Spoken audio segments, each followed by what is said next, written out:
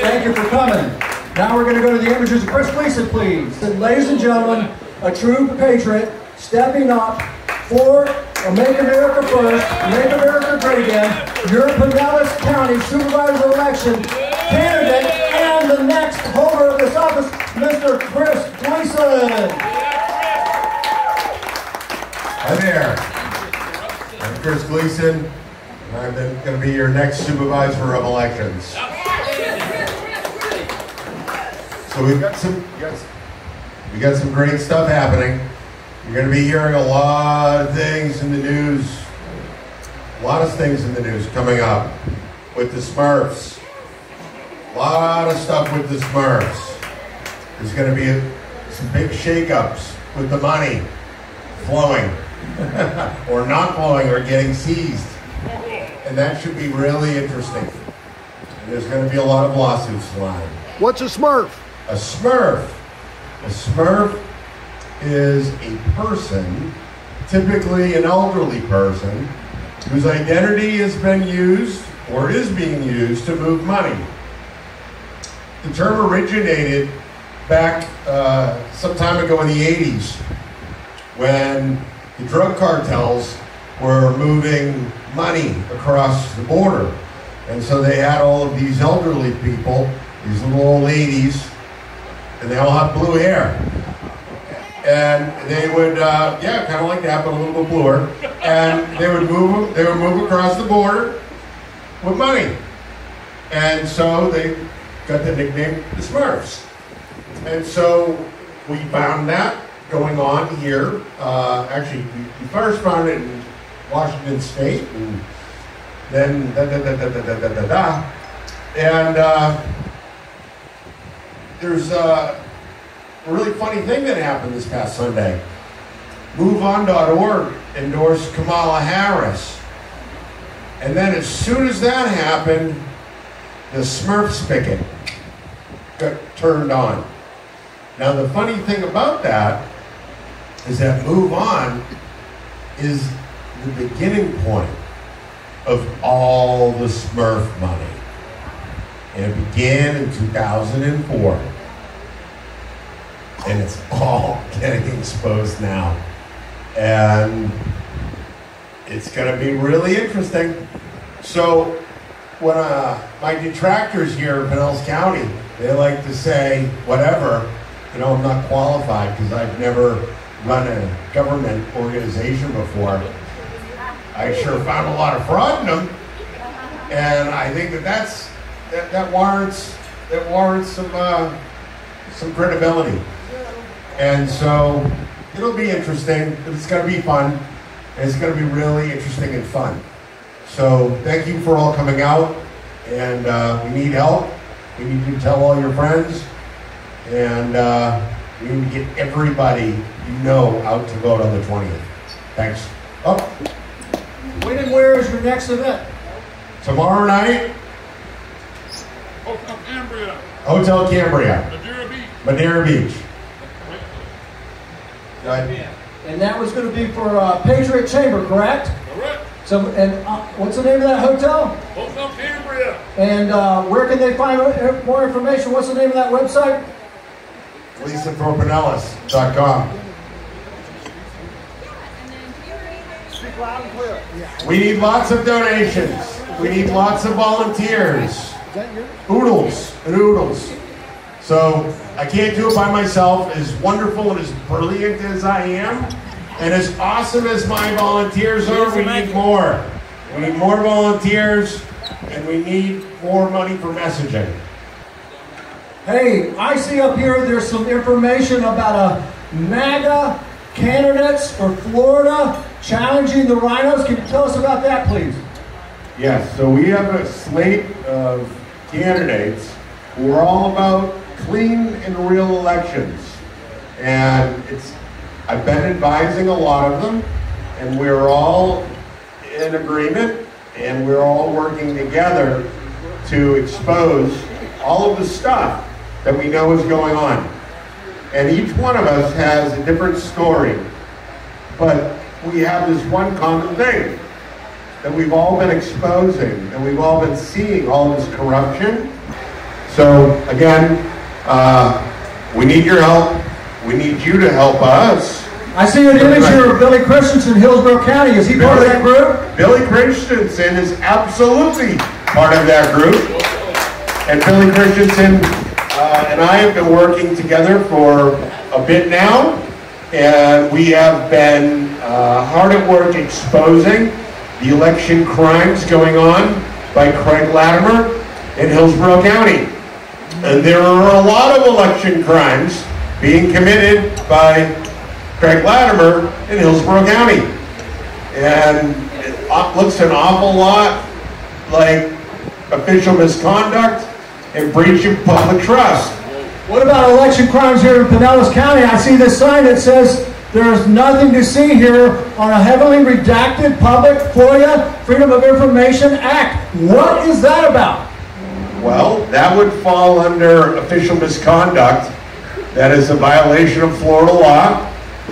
And if you are a public official and you conceal, delay, or alter public records in order to hide the communication of information related to the commission of a felony, that is called official misconduct. Well, what are these election deniers? Who are they and what kind of people are they? Well, that woman right there, she is demonically possessed. What's her name? Karen. Imagine that, Karen. Yep, Karen.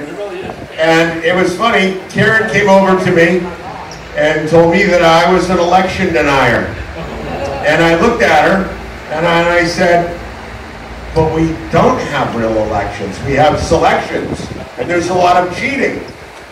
And then all of a sudden, the spirit jumped into her and she started twitching like she had Parkinson's disease. And she was like manifesting and doing all sorts of crazy things. And this guy here had to jump in. No, I put Tina on her.